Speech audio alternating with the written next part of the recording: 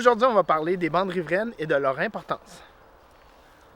Tout d'abord, c'est quoi une bande riveraine, Mathilde? Bien, une bande riveraine, en fait, c'est la bande de végétation qui va longer un cours d'eau. C'est quoi leur importance?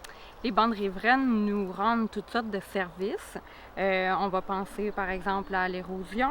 C'est intéressant d'avoir dans une bande riveraine une diversité de végétaux, des arbres, des arbustes, des graminées, tout ça.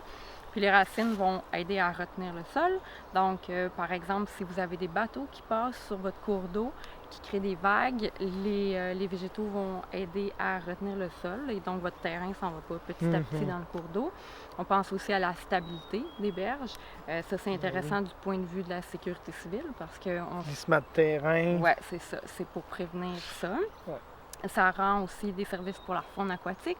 Fait que si vous avez une belle bande riveraine qui crée de l'ombre, il y a des espèces comme les truites qui ont besoin d'habitats frais. Puis là, ces végétaux-là vont procurer les habitats dont ils ont besoin.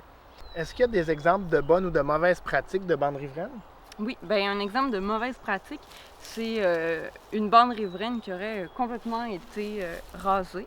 Fait que ça, on veut pas ça, puis on voit que le sol va s'éroder rapidement dans le cours d'eau, surtout au printemps, comme maintenant, quand il y a les crues, les pluies, puis la fonte des neiges. Puis des exemples de bonnes pratiques, c'est d'avoir une belle diversité. Donc, comme j'ai dit tantôt, des arbres, des arbustes, des graminées et tout ça.